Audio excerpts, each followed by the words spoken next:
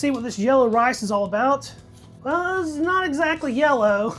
Ooh, man, that smells interesting. We'll plop that out. Ooh, it's very thick. What's up, guys? Readiness Rations here with you again, and we're going to be digging into one of the least liked American-made food rations, the Humanitarian Daily Ration. This is a 24-hour meal kit issued by the United States of America for humanitarian aid around the world. This individual example is more than a decade old, so it's going to be really interesting to see how these things hold up over time. Before we get into it, don't forget to thumbs up the video if you like seeing these filled ration reviews here on YouTube. Subscribe to the channel so you don't miss any of my future content.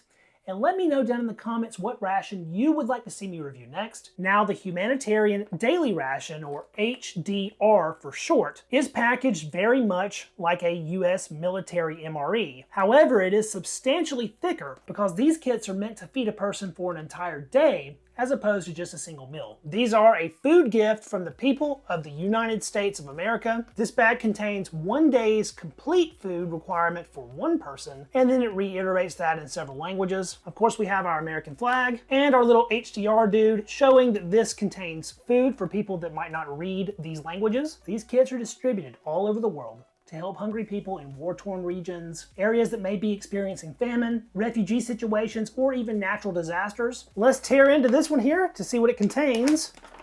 Very easy open. Firstly, we have a strawberry toaster pastry coming in at 210 calories. Production date on this was the 262nd day of 2013, making this ration almost 12 years old. That looks like a 2-pack of shortbread cookies coming in at 140 calories, a 2-ounce fig bar at 200 calories, 1.5-ounce package of peanut butter, 1 ounce of strawberry jam, 2 packages of MRE style crackers, 170 calories each. We have a rather small accessory package here that contains a really long handle spoon, both a salt and pepper pack, a book of matches, a singular antiseptic wipe, a pouch of crushed red pepper, and we have one quite thin, however large, napkin. They included a little leaflet with very basic instructions to open the package and eat. And all that's left here is our entrees, both very evident that these contain food. The first of which is 8 ounces of yellow rice. That is 400 calories with a whopping 63 grams of carbohydrates and 14 grams of protein. And our very last item is another 8-ounce package of pasta with tomatoes and sauce, 78 grams of carbohydrates and 13 grams of protein. These HDRs are designed to be consumed by people regardless of their creed, race, religion, or what have you. So they are vegetarian kits, just to align with as many dietary requirements as possible. Since we just unpacked an HDR from 2013, I thought it might be an interesting comparison to look at a more modern Humanitarian Daily Ration. This kit is actually from 2021, and there have been quite a few changes in our more modern iteration here. The newer kits have a standard MRE spoon. Instead of 1 pack of strawberry jam, we have 2. The current rations still have 2 main entrees, but they've done away with the boxes. They have upgraded the size of those entrees though. They are 8.5 ounces and have higher overall calorie counts. 1 pack of crackers instead of 2. In a lot of ways, the newer HDRs are inferior to the old ones, but I do think the inclusion of this item was a smart one. This sweet potato grape smoothie might sound odd, but this is essentially baby food. And since of course babies need to be fed as well, that was a smart addition. That also has a singular oatmeal cookie, a 2-ounce package of sunflower butter. As we just saw, the older HDR had peanut butter. They switched to sunflower butter to align with people that have peanut allergies. And lastly, the modern HDR has a very slim accessory kit with just salt, pepper, and a wet nap. So there have been significant changes to the Humanitarian Daily Ration over the past decade, but they all contain about 2,200 calories and serve the same purpose of helping people in need. There is no included method for heating these ration pouches in the HDR, so I suppose it's about time we get our retort pouches on to boil and finally dig into this meal. Even without the entrees present, this is a ton of food. These kits contain no drinks. They're almost 100% food. I suppose our first item should be a breakfast-like item, so we'll dig into this strawberry toaster pastry here. Oh my God, that smell.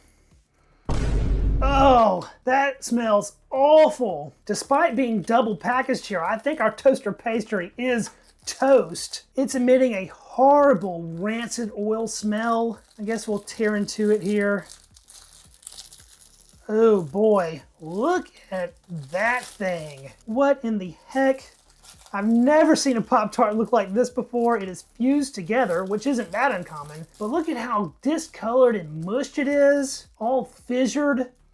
God, that smells bad. Oh my goodness, I'm afraid to try that one. That's actually really surprising because I've had plenty of Pop-Tarts more than a decade old that were fine. Maybe these cookies look and smell a little bit better. Well, they certainly look just fine. Just a couple thick, dry shortbread cookies. At this point, basically the entire room smells like gross Pop-Tarts, but I'm not picking up on any particular weird smells with these. I've never run into a fig bar that wasn't edible. Single packaged, looks like a 2-pack, very smushed and a little bit slick, but no discoloration on those. And they smell absolutely perfect. We have our 2 packs of crackers. These should still be in good shape, hopefully. Still under vacuum, it seems. Those are a very pale color, but not really broken. And to my delight, smell perfectly fresh. I really wanted to start with that Pop-Tart, but I'm telling you guys, it smells so bad. I know it's gonna be disgusting, and I don't wanna blow my taste buds out just yet, so I think we'll save it for a little bit later. Instead, let's go ahead and dig into our cracker here. Very snappy. They look pristine. We'll go in for the taste test. They taste just fine, but the texture might not be there 100%. Not quite as crunchy as I'm used to. So maybe going just a little bit stale at this point, but by no means off. They are very bready, significantly salty, and really a nice cracker. Essentially the same thing you'll get in a military MRE. This peanut butter's been sitting around for more than a decade, so I'm sure it needs a good kneading. Let's squirt out a little tester here directly on the cracker. Now that peanut butter looks absolutely perfect. Not separated at all. Down the hatch with that one. Now that's good. Nutty and toasty, salty, but still just a little bit sweet. I gotta get another bite. That delicious peanut butter is actually making me forget the smell of that Pop-Tart for a little bit. As always, it dries the mouth out something serious, but that is a perfect combination of flavors. Let's see if our strawberry jam fared as well here. We'll put this one on the spoon to get a good look at it first. It's quite dark. Doesn't necessarily look like fresh strawberry jam. It's a little bit brown and very clumpy. Smells all right though. Let's try it out. Very solid, super gelled, almost no liquid at all.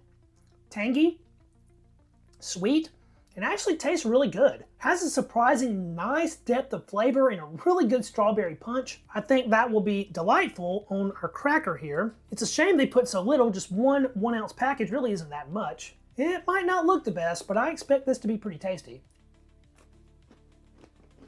The toasty, crunchy cracker complements the sweet, gelled jam very well. You can never go wrong with crackers and spreads, but for this particular pack, the ultimate cracker spread combo is going to be some of our very clumpy dried jam with a nice line of creamy peanut butter. Here we go.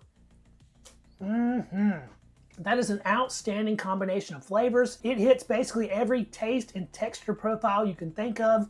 Sweet, savory, nutty, soft, creamy, a little bit tangy. Before we get into our main entrees, we will go ahead and try out the fig bar as well. Slick, dry, sticky, a little bit crumbly, but pretty much looks like a fresh fig Newton on the inside. It really does smell quite nice. Let's see if the taste matches. Sweet. Like really sweet. Perfectly fresh. You would have no idea this is more than 10 years old. It tastes like a brand new fig Newton straight out of the package. The cookie outside is a little dry and crumbly, but the inner figgy filling is very sweet and sticky. That's delicious. Simple but tasty. Can't go wrong with a fig bar. Now let's get into our entrees here. This is really where the HDR gets its bad reputation. The entrees are known for being a little bit underwhelming and bland. I believe part of that is on purpose though. Americans are used to really flavorful food, where other peoples around the world might not be, so perhaps these are made a little bit bland on purpose. This pasta with tomato sauce is super watery. What did he say? Very loose. It smells a little bit beany, and it appears to have a shockingly small amount of pasta in it. The main thing I'm seeing is all these lentils. I believe these little red bits are either tomato or red bell pepper. There's a little piece of onion. I can't remember what the proper name for this pasta shape is, but there is some pasta in the mix, just not all that much. There are a ton of lentils though. I would certainly consider this more of a lentil entree than a pasta entree. And then we have a tomato-based sauce that's very thick and a little bit gloopy. They do add malt dextrin to these sauces to give it a little extra substance and really pump the calorie count. Let's get a spoonful here. These HDR spoons really can't hold all that much. Sticky and saucy, but doesn't look too bad for its age. Pasta with tomatoes and sauce.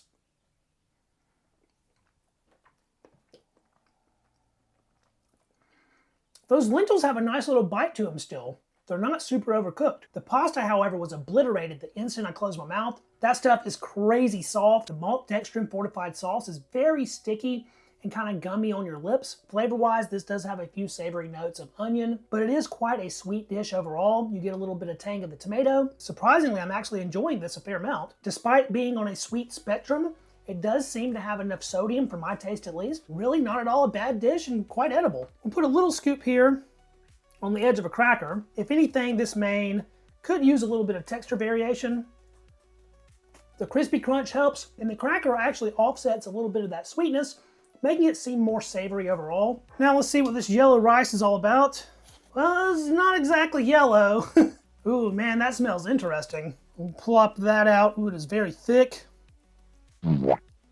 This is absolutely loaded with textured vegetable protein. It is all in the mix. There's basically as much of that as there is rice, and that's where that really unique, interesting smell was coming from. I couldn't place that aroma straight away. It was a little bit beany, and this textured vegetable protein is a soybean product. There's a lot of it though. We have some flakes of carrot, plenty of rice, however, it's not yellow, and I can even see some little flakes of pepper. So maybe there's some seasoning in here, but I don't really see much else. It's all very sticky because this too has malt dextrin in it. It is steaming hot. HDR yellow rice.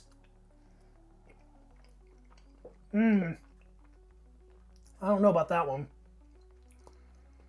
Yeah. Man, that's salty. I love rice dishes, but I'm not liking the taste of that textured vegetable protein. The texture is so sticky and gummy, oppressively salty, and that fake meat soybean flavor just doesn't do it for me. That's hard to eat. Wow, that might be the worst tasting, least edible HDR entree I've ever encountered.